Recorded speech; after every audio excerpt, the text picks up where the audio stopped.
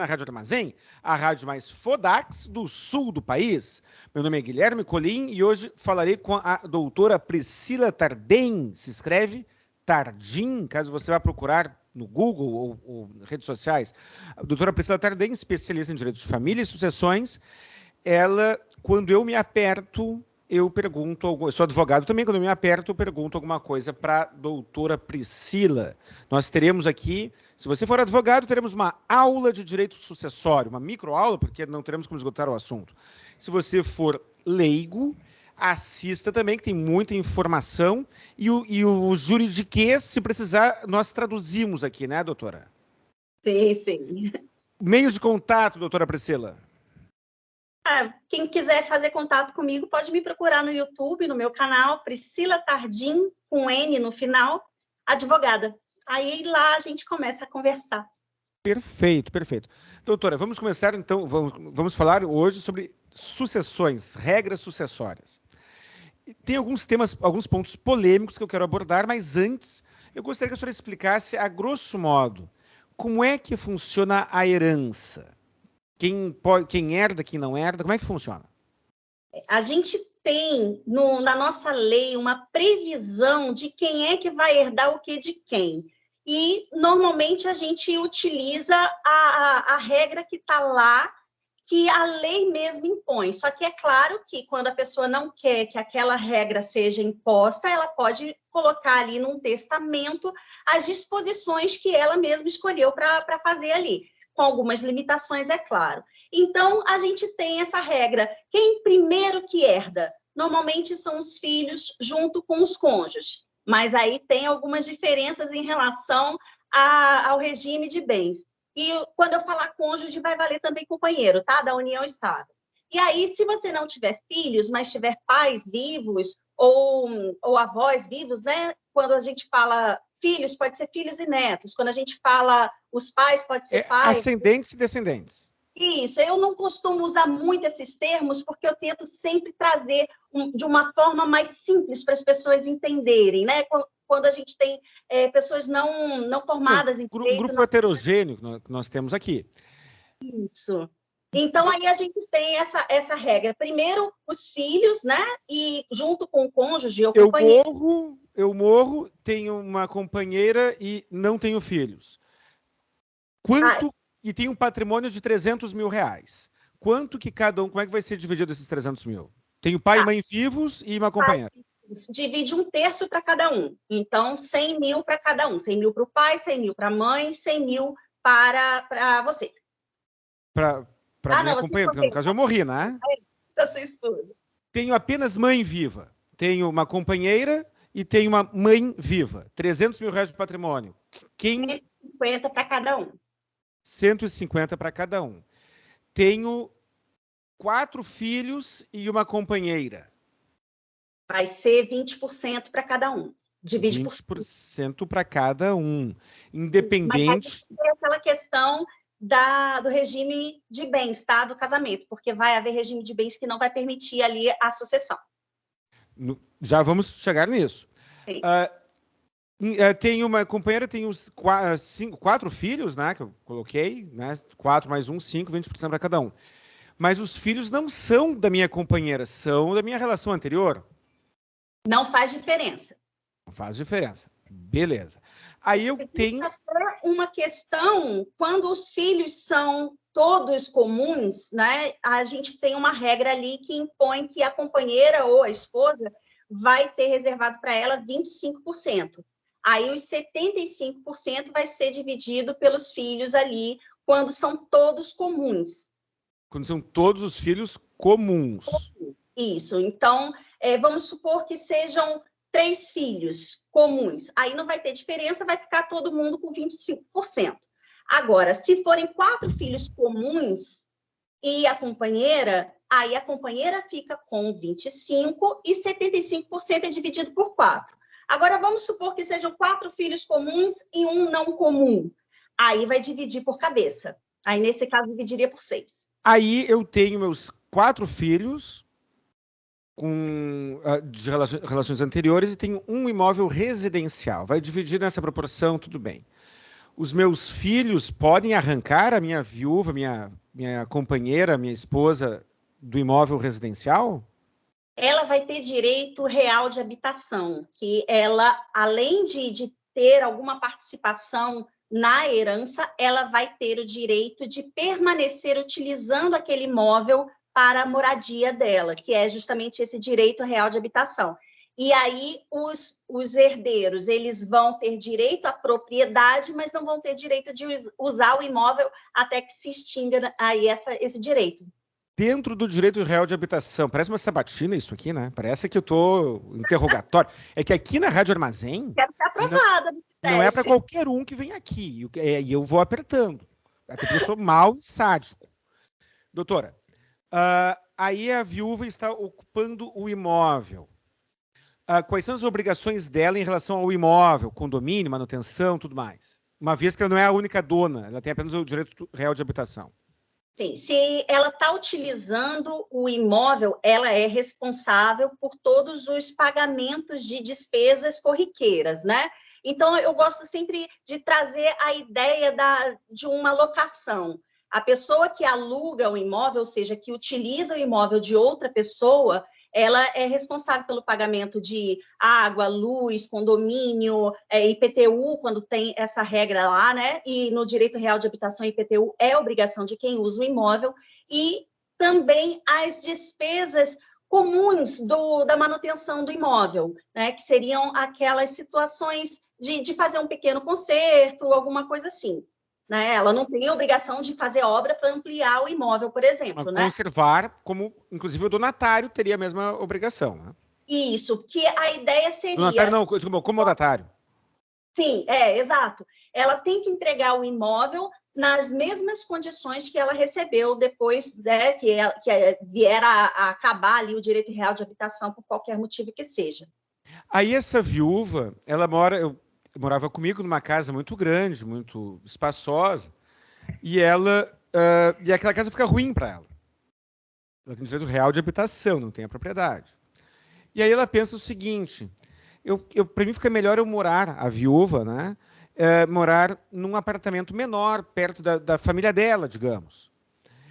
Ela tem o direito de alugar este imóvel que ela tem direito real de habitação e usar o aluguel para pagar o outro aluguel do outro imóvel no qual ela vai morar? Então, ela não tem o direito de alugar o imóvel para poder,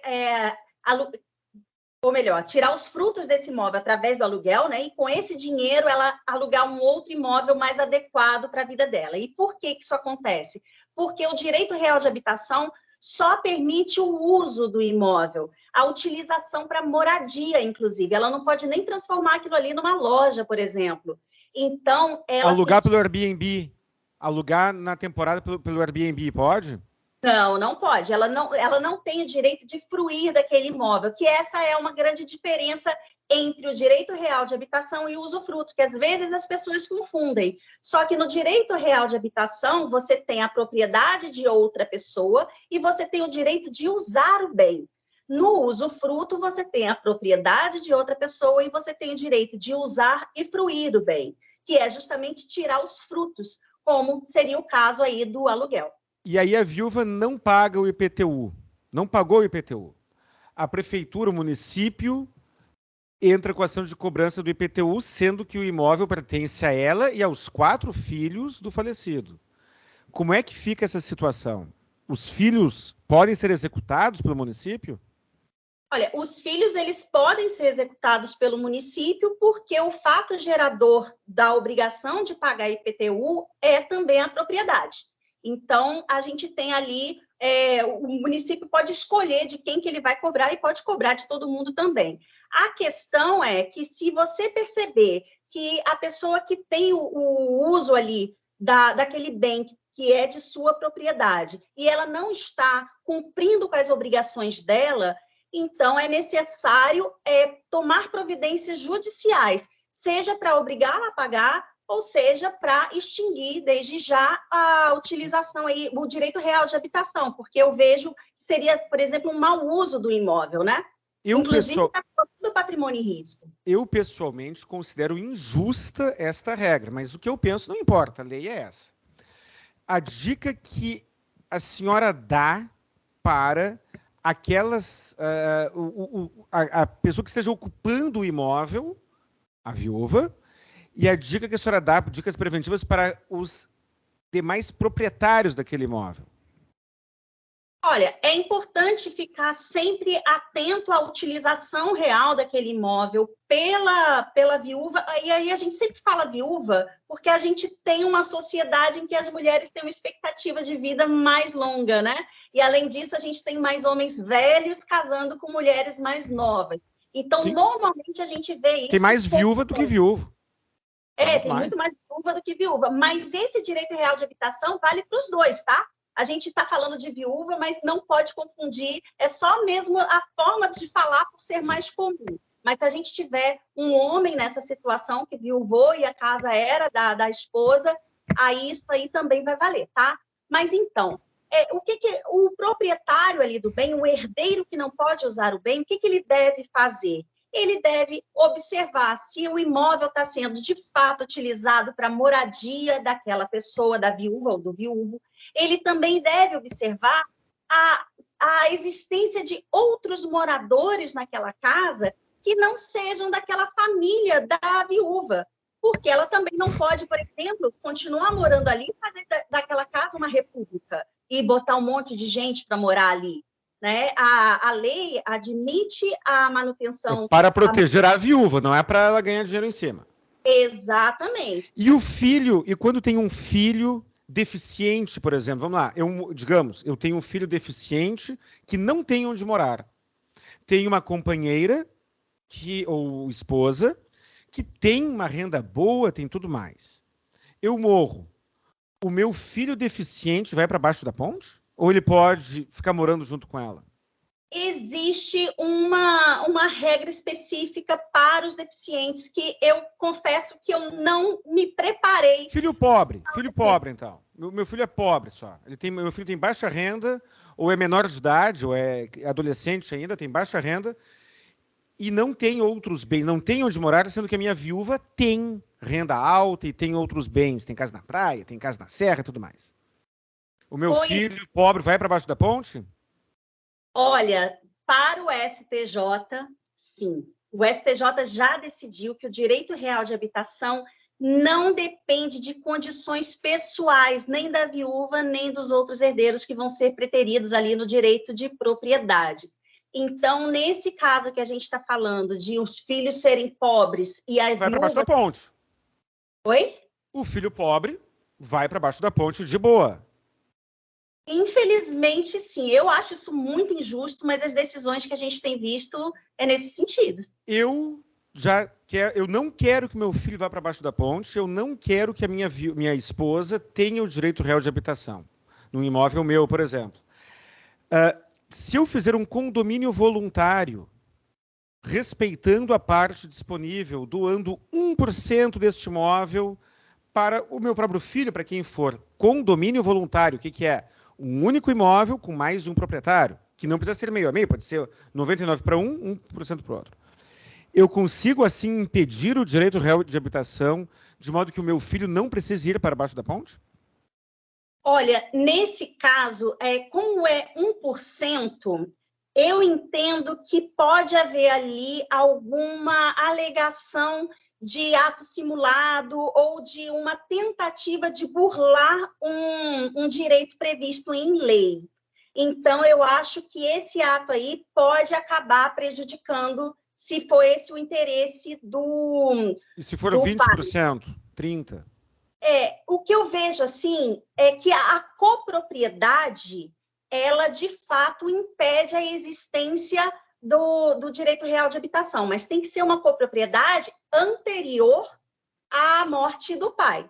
Né? Então, vamos supor que ele casou com Maria, aí com Maria ele teve vários filhos e Maria morreu, a parte de Maria foi herdada pelos filhos, ele continuou utilizando o imóvel, casou com Joana. Aí, quando ele morrer, a Joana não vai ter direito real de habitação. Então, nesse caso, a copropriedade ela vai impedir esse direito. Se houver essa doação de parte do imóvel, por exemplo, eu entendo que, se não ficar configurado um ato simulado, que eu vejo que poderia dar problema com esse 1%, né, eu vejo que vai haver uma copropriedade anterior à morte da pessoa, né, do pai. E, nesse caso, a viúva não teria o direito real de habitação. O que eu costumo orientar os pais é que, se quer fazer uma doação para o filho ou para os filhos em vida, que faça da totalidade do bem, reservando o usufruto, porque aí, com certeza, há decisões também batendo martelo, dizendo que não há direito real de habitação nesse caso, porque o usufruto do pai não passa para a viúva. Exatamente, acaba com a morte e acabou ali. Eu pergunto isso porque tem situações que a vida é entrega de bandeja. Porque eu herdei, deixei de herdar, coisa e tal. Mas tem situações que a vida não me entrega de bandeja. Agora eu vou iniciar uma união estável com a senhora. A senhora tem o seu filho, que eu já vi, um filho lindo que a senhora tem. Aí a senhora pensa o seguinte: não, mas espera um pouquinho, gosto muito do Guilherme ali, mas se eu morrer, eu não quero que meu filho fique embaixo da ponte. Se eu morrer, eu quero que o meu imóvel, além de ir para o meu filho, seja utilizado por ele. E aí essa doação parcial poderia impedir, né, o meu direito real de habitação em prejuízo do seu filho, até porque a casa que a senhora tem foi comprada com o seu esforço, com o seu suor, com o seu talento. Né? Pois é, mas aqui a gente tem também um problema, porque a gente tem a doação feita para o descendente, ela é tida como uma antecipação de herança. Eu não vi decisões nesse sentido até agora. Deve ter, eu só não vi ainda. Mas pode ser que algum tribunal entenda que, por ser um adiantamento de herança, a morte daquele pai vai trazer a mesma situação de uma sucessão normal, já que... E se eu doar para minha mãe? Oi? Se eu doar para minha mãe, a senhora doa para sua mãe. A senhora, já sabendo disso, a senhora pensa: eu não quero que o Guilherme tenha direito real de habitação. O Guilherme, na hipótese de nós termos uma união estável, ou casamento. Aí a senhora pega, antes de eu botar o meu pé aí na sua casa, a senhora doa 20% para sua mãe. Eu fico morando com a senhora aí, e aí a senhora morre. Seu filho, o imóvel é 20% da sua mãe por doação, então não, por doação, e 80% o seu. A senhora falece, eu consigo o direito real de habitação? Olha, eu não vi decisão nesse sentido ainda, eu entendo que não. Eu entendo que, nesse caso, vai haver a copropriedade anterior ao óbito. E, nesse caso aí, se eu tenho filhos, a minha mãe não é minha herdeira, então não haveria aí uma antecipação de herança. Então, eu não vejo o problema. Mas é aquele negócio, Guilherme, a gente vê muita decisão divergente nesse assunto. É até insegurança jurídica nível máximo. É difícil a gente virar para alguém e dizer: vai ser assim, porque as regras vão mudando, os entendimentos dos tribunais vêm mudando com o tempo. A lei continua a mesma, só que é uma questão de interpretação, de aplicação ao caso concreto, e hoje a gente não tem como afirmar como é que vai ser. A gente tem como dizer como é que está sendo. Tudo nebuloso nesse país. Última pergunta sobre o direito real de habitação. Eu e a senhora estamos em união estável, lépidos e faceiros, felizes, morando de aluguel. Mas eu tenho um outro imóvel que está alugado. Eu tenho um imóvel, Guilherme Colim, tenho um imóvel meu, pré-existente, união estável, qualquer coisa, que está alugado. E com o dinheiro deste aluguel que eu recebo lá, a senhora e eu estamos morando de aluguel num outro imóvel. E aí eu morro. A senhora tem direito real de habitação? Eu não tenho direito real de habitação nesse caso, porque o objetivo da lei, que é reconhecido pelos tribunais, é o direito de preservação da memória daquele casal que está ali dentro daquelas paredes daquela casa, a questão física.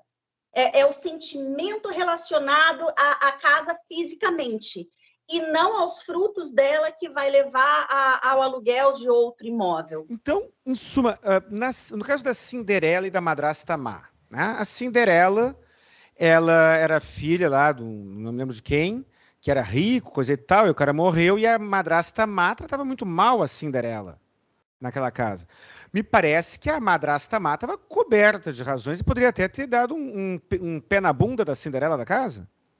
Não, porque provavelmente o imóvel foi adquirido também desculpa, com a esposa dele, que era a mãe da Cinderela, possivelmente. E aí, nesse caso, a Cinderela seria coproprietária. Seria coproprietária. E aí a madrasta, né, ela não poderia utilizar ali, isso segundo as nossas regras de hoje, né? Ela não poderia utilizar porque aquele imóvel ali já teria se tornado de propriedade dela quando a mãe dela morreu. Então, seria 50% dela, que era a única filha daquele casal inicial. A mãe morreu, ela substituiu a mãe naquele percentual de 50% da meação da mãe, da rainha lá. E aí, com a morte da rainha... A rainha da Branca de Neve, a Cinderela era madrasta má. Era madrasta má, né? Mas não era rainha, não era, não. É isso mesmo, eu estou confundindo. Mas é a mesma coisa, porque se ela era madrasta, ela era casada com o pai. Eu imagino que essa casa era do casamento anterior. Dentro dessa hipótese, a Cinderela lhe procura. Né? Ela foi lá tentar lá pegar o príncipe, e não rolou com o príncipe, né? Porque os príncipes hoje não é que nem de antigamente, né? Os príncipes são muito mais espertos aí, os caras são mais difíceis, são fazidos também, né? Os príncipe agora tá difícil, né? Aí a Cinderela lhe procura dizendo, olha só, doutora, minha madrasta má aqui, eu tenho metade da casa, coisa e tal, e a gente tem uma casa só e tá todo mundo ali empoleirado na mesma casa, eu e a madrasta má. Cinderela bateu na sua porta. O que a Cinderela pode fazer para resolver o assunto dela? Ela tem que dar entrada no inventário para poder fazer a partilha daquele imóvel, e aí ela vai receber a parte dela, né? Seja no final, quando vender o imóvel, ela recebe a parte dela, ou ela pode também, desde o início daquela ação ali do inventário, pedir que seja pago pela madrasta um aluguel referente à meação, né? A parte de 50% da Cinderela. E aí ela pode, com esse 50%, alugar um outro imóvel para morar. Conhecendo o talento da doutora Priscila Tardem, eu tenho certeza que quando ela tinha tenra idade e ouvia e assistia os desenhos da Cinderela, ela já estava matutando isso, não fazia isso? Nem tanto. Nem tanto. Beleza. Agora... Naquela época eu estava sonhando com o Príncipe Encantado ainda. Ah, não, mas não dá, tem que cair na real. Tem que cair na real. Príncipe Encantado, não. A gente vive numa sociedade que a gente é criado, nós mulheres, né, somos criadas para servir o homem, né, que vai ser o nosso príncipe encantado. A nossa sociedade está mudando, mas lá na década de 80, quando eu era criança, eu acho que a gente já ainda vivia um pouco desse pensamento, né, de que a mulher tem que ser bonita, bem cuidada, tem que ter as aptidões das tarefas caseiras para poder servir ao homem. Depois é que eu virei a casaca e eu virei, não, eu vou ser o meu melhor marido, sou eu mesma. Isso mesmo, tá certo. Doutora, agora, ainda na questão sucessória. Um assunto polêmico. Eu tenho uma união estável e tenho filhos. Tenho filhos pré-existentes. Aí a senhora tem um filho pré-existente. Eu tenho meu patrimônio, a senhora tem o seu patrimônio. Os meus filhos cooperaram na formação do meu patrimônio, uma vez que eu poderia ter sido um pai mais presente nesse período e não fui, digamos. E a senhora, a mesma coisa. Aí eu tenho lá meu patrimônio, a senhora tem o seu patrimônio. E a gente se ama enlouquecidamente e a gente se ama tanto que ninguém tem interesse no patrimônio um do outro. Eu só quero o amor. E eu desejo que, em caso de óbito meu, todos os meus bens sejam divididos entre os meus filhos. E a senhora, a mesma coisa em relação ao seu filho. Para onde que a gente corre? O que a gente pode fazer? Bom, Eu vou dizer o que é e vou trazer uma ideia no final. Só que lembrando que eu vou plantar uma sementinha, não significa que a gente vai colher frutos depois. Mas vamos lá. Hoje, a gente não pode afastar, pelo menos em regra, tá, o direito sucessório do companheiro. A lei diz que a gente tem o cônjuge como herdeiro necessário, mas em outras situações, o STF já julgou que o tratamento diferente entre cônjuge e companheiro é inconstitucional. Ele não julgou exatamente a inconstitucionalidade desse dispositivo da lei que fala que o cônjuge é herdeiro necessário e nada fala sobre o companheiro. Mas existe a corrente majoritária ali que compreende que se é inconstitucional o tratamento diferente entre cônjuge e companheiro em relação à sucessão, né, à herança, então, nesse caso, o fato da lei não ter citado o companheiro é também uma questão inconstitucional, e quando a gente lê cônjuge, ali no texto da lei, a gente tem que entender cônjuge e companheiro. Como sinônimo de companheiro. Exatamente. Aí a gente tem essa regra, que é o entendimento principal dos estudiosos do direito, dos doutrinadores, como a gente chama. Porém, existe também essa linha de raciocínio inversa, dizendo que se o STF não se manifestou expressamente sobre a inconstitucionalidade do companheiro não ser citado na lei como herdeiro necessário, então é porque ali a gente ainda pode considerar o companheiro não como sendo um herdeiro necessário. Então, essa é uma corrente que é minoritária, mas existe esse argumento. É claro que depois, ainda que a gente entenda assim, não, eu quero aplicar assim no meu caso. Ok, só que chega lá na frente, o tribunal pode fazer um controle de constitucionalidade daquele caso seu. O tribunal, claro, a gente sustenta a tese e o tribunal que decida, né? Exatamente. Então, assim, ainda que exista essa corrente, não cabe a você escolher, então eu vou fazer assim para mim. Porque, ainda que você faça, pode chegar lá na frente e não conseguir alcançar seu objetivo. Mas, então, eu vou trazer uma ideia, que é a minha sementinha que eu vou plantar. A gente tem uma regra no direito que proíbe a gente de negociar a herança de pessoa viva. É o que a gente chama de pacto de Corvina. Então, a gente não pode, por exemplo, se eu sou casada com o doutor Guilherme e ele tem um bom patrimônio, eu sei que eu vou ser herdeira dele, eu não posso já negociar isso aí com ninguém, entendeu? Eu não posso, por exemplo, me dá aqui 1 milhão e quando ele morrer, a minha parte é sua. Não posso fazer isso, tá? Esse é o pacto de Corvina. Então, existe o entendimento de que fazer um contrato, ou incluir ali no contrato da união estável, a exclusão do companheiro como herdeiro, ou seja... Em que ambos reciprocamente repudiam a herança do outro. Eu estou dizendo assim, eu não quero negociar a herança, eu quero rechaçar a herança. Exato, mas existe o entendimento de que isso também seria uma transação relacionada à herança de pessoa viva. Então, há um entendimento de que ali também haveria um pacto de Corvina e esse pacto de Corvina seria nulo. Ok, só que aí o que acontece? Eu coloco isso nos contratos de união estável que eu faço quando é de interesse... E contrato de namoro a senhora faz também, né? No contrato de namoro, quando há conversão, eu já prevejo uma conversão para a união estável e já incluo isso também. Porque se for só namoro, já não tem mesmo direito sucessório. Mas, às vezes, há conversão, eu normalmente faço tudo 2 em 1, né? Eu já faço o contrato de namoro, já prevendo algumas cláusulas para uma união futura. E aí, vamos supor que eu e doutor Guilherme, a gente tem um relacionamento, uma união estável, e aí, realmente, eu não quero que ele tenha direito à herança do meu patrimônio, nem eu quero ter nada dele.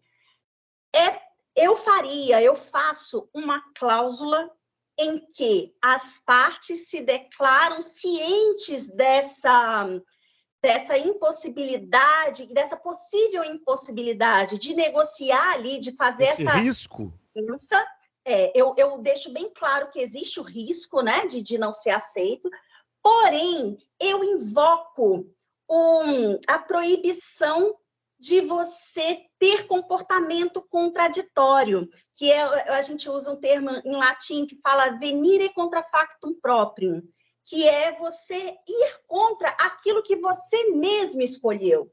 Então, colocando lá na cláusula que você sabe que aquilo ali é uma transação nesse sentido, que pode ser considerado como pacto de Corvina, mas que não é a intenção de negociar o patrimônio de pessoa viva, é simplesmente uma renúncia bilateral, a gente não vai estar prejudicando ninguém, porque da mesma forma que eu não serei herdeira dele, ele também não vai ser herdeiro meu, então não há aí um desequilíbrio, né, nesse contrato. E eu invoco também essa questão de que, sabendo que não é permitido o comportamento contraditório no direito, né, as partes convencionam dessa maneira. Doutora, nós, advogados, nós temos que procurar soluções e dentro do mapa, né, dentro do que se apresenta ali. Muitas vezes, um casal que tem um patrimônio, que formou durante a união estável um patrimônio ridículo, bobo. Agora, eu inicio uma união com a senhora, no regime da comunhão parcial de bens. Durante a união, a gente compra uma bicicleta, um fogão, uma geladeira e meia dúzia de bugiganga. Aí a gente se separa, mas a gente se separa pensando talvez no filho que a gente tenha trazido no mundo, até porque a gente se preocupa muito em perpetuar a espécie. Aí a gente pode fazer a partilha de bens da geladeira, do fogão e do que mais que eu falei, e da bicicleta. E a gente pode deixar a partilha de bens em aberto. E eu tenho interesse, pensando no meu filho, que o seu futuro marido não herde os bens que a senhora tem, que podem ser antes, né? A senhora tem vários imóveis, que seja, e a senhora tem o mesmo interesse comigo. O que a senhora acha da gente pegar, já que a gente está se separando, porque a gente começou a entrevista se juntando, agora a gente está se separando, com um filho já, da gente deixar em aberto a nossa partilha para proteger reciprocamente os nossos patrimônios, proteger os interesses sucessórios do nosso filho através de uma separação obrigatória de bens. Viajei muito para a senhora aí? Não viajou, não. Eu estou pensando na resposta, né? Que a gente não tinha... eu nunca tinha pensado nesse assunto. A ideia é bem razoável, porém, eu estou pensando aqui no efeito prático dela, né? Teria que haver uma documentação, por exemplo, no divórcio, dizendo que a partilha dos bens se daria em momento posterior. Ainda que os bens sejam uma bicicleta, uma geladeira e um fogão. Isso, que são bens, né? Exato. Mas, assim, a gente teria que ter isso documentado, né, para que não haja problema lá na frente. Para dizer assim, não, mas não existia bens, né? E tem que ser por casamento. A gente tem que garantir que os dois vão se casar. Porque os dois se casando com outras pessoas, depois do divórcio, sem a partilha de bens, aí vai sim aplicar o regime da separação obrigatória. Porém, quando uma das partes, por exemplo, optar pela união estável e não pelo casamento... Aí fudeu. Aí realmente não tudo. Tem como, porque é até algo que eu acho muitíssimo injusto, porque nesse caso eu enxergo uma inconstitucionalidade aí, porque há um benefício maior para quem tem a união estável. Porque nessa situação, se a gente faz uma união estável, eu, por exemplo, fiz uma união estável, o meu marido, o meu companheiro novo, ele vai ter direito à sucessão, à herança dos meus bens que eu adquiri contigo. Agora, se você se casa... Aí a separação obrigatória. Na separação obrigatória, pessoal que está em casa, existe o regime da comunhão parcial de bens, que é o padrão, e o regime da separação de bens. E no regime da separação de bens, o cônjuge é herdeiro, mas na separação obrigatória de bens, nome parecido, mas não é igual, o cônjuge deixa de herdar. Repetindo para ficar mais claro, a gente se casa, ou tem união estável, a senhora e eu. Compramos uma bicicleta, um fogão e uma geladeira. Temos um filho. A senhora não me aguenta mais, porque cansou de mim e me dá um pé na bunda e tá tudo certo. Mas eu me preocupo com o nosso filho e a senhora também. E a senhora vai voltar para a pista e eu também vou voltar para a pista. Tá? Aí nós pegamos, fazemos uma dissolução de união estável e deixamos registrado que não tem partilha, que a partilha será, que tem bens e que a partilha será feita no futuro.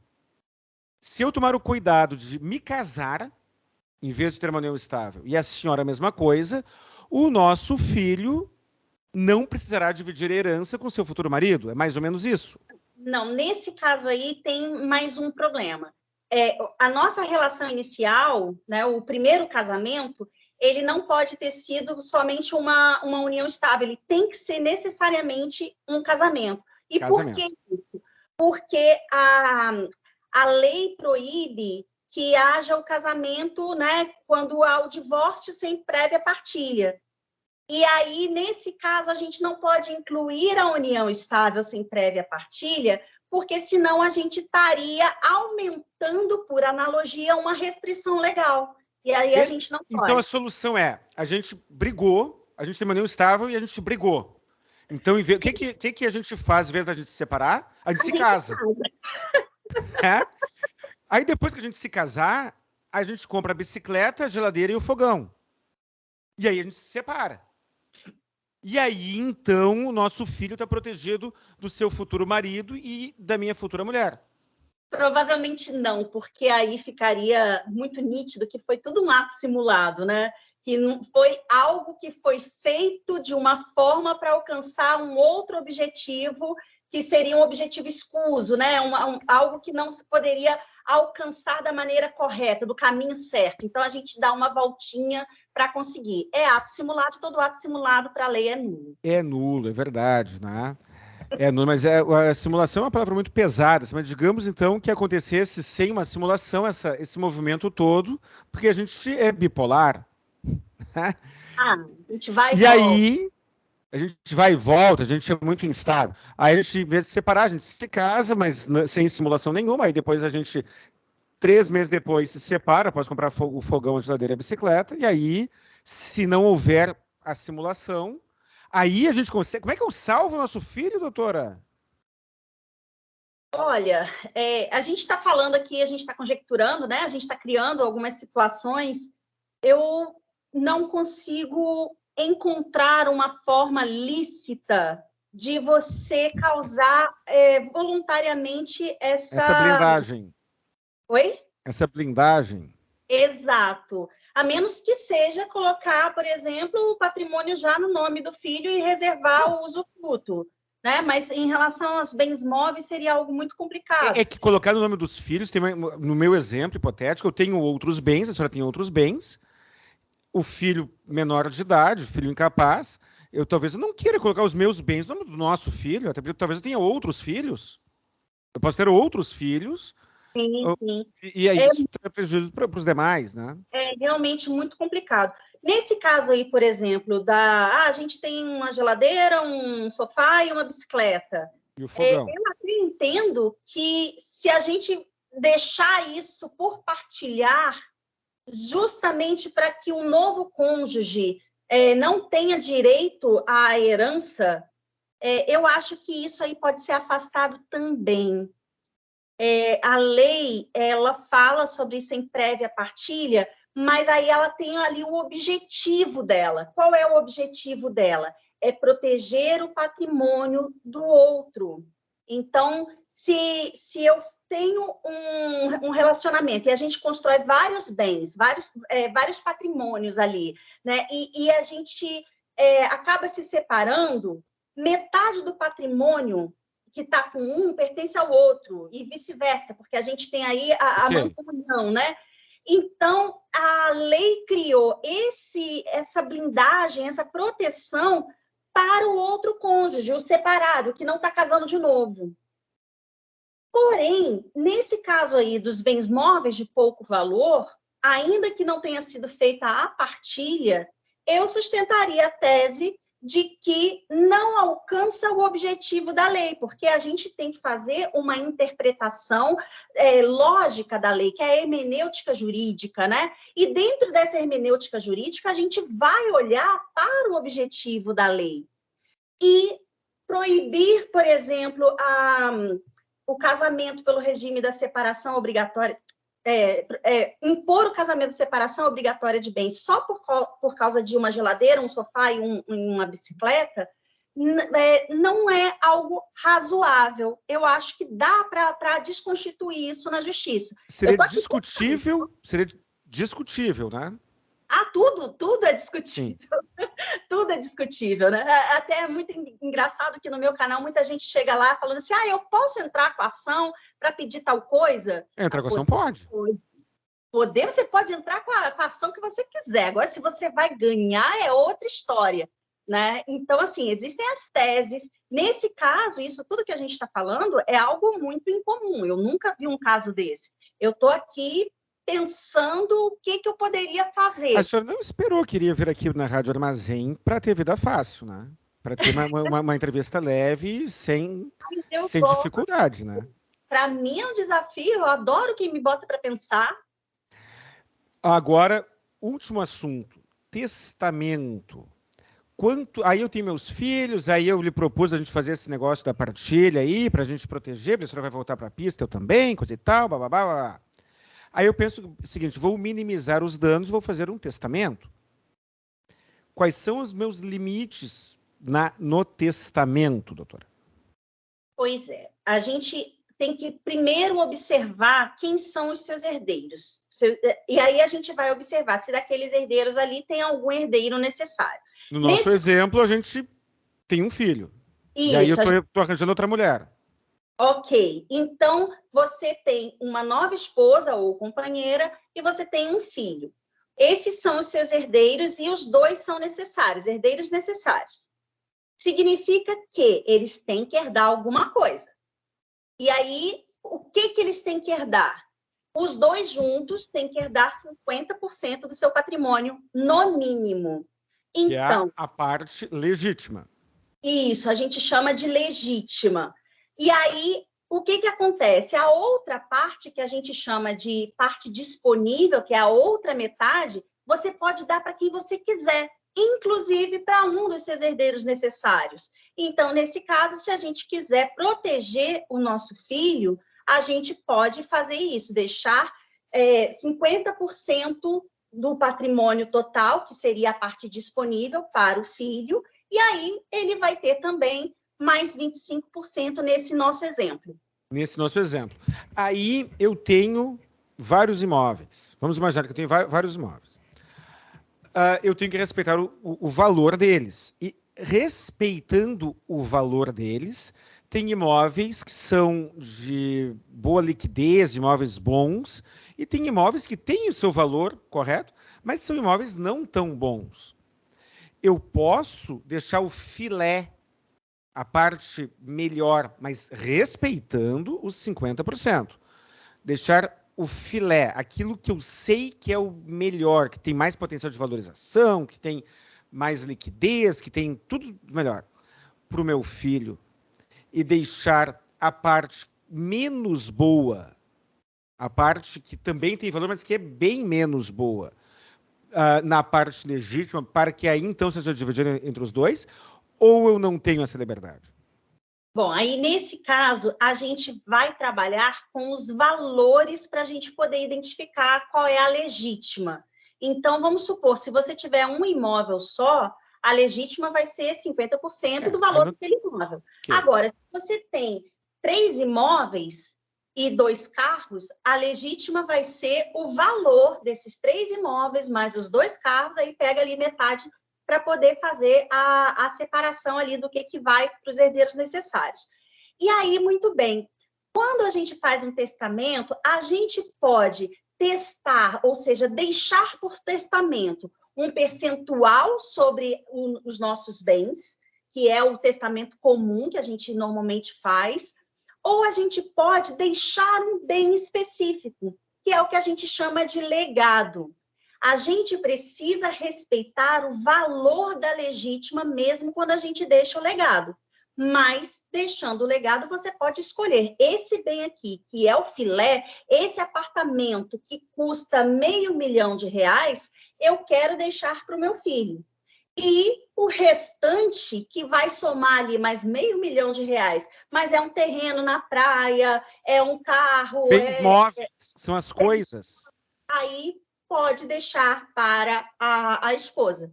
Neste exemplo em que o cara está querendo proteger o filho e vai deixar o imóvel ou os imóveis, a maior quantidade de imóvel para o seu filho, ele pode determinar, eu estou lhe perguntando, no testamento que todos os bens móveis componham o valor, de modo para aumentar a parte legítima. Então, a bicicleta velha, a TV, eu tenho imóveis mobiliados, digamos, eu tenho lá imóveis com mobília. O imóvel vai para o meu filho, mas a mobília entra na partilha e a mobília, essa, poderá ficar para a minha cônjuge? Eu posso fazer isso? Estou pensando. Estou pensando. A gente tem que analisar o valor do bem, né? O valor, é claro. Eu nunca parei para pensar nisso, mas eu entendo que não, que eu acho que haveria um prejuízo, né? Assim, quando a gente para pensar no valor que vai ser dos bens móveis de uma casa, por exemplo, 50%... Que nem sempre são pequenos. Sim, mas normalmente quando você tem um quadro de Van Gogh, você vai ter um monte de imóvel também, porque é muito difícil uma pessoa de classe média ter um item muito caro dentro de casa, né? Bom, eu vou ficar te devendo essa resposta, assim, eu não tenho certeza do que eu vou responder, eu vou chutar, ok? Existem situações que a gente nunca viu na prática, então a gente consegue imaginar, mas não dizer como que funciona realmente.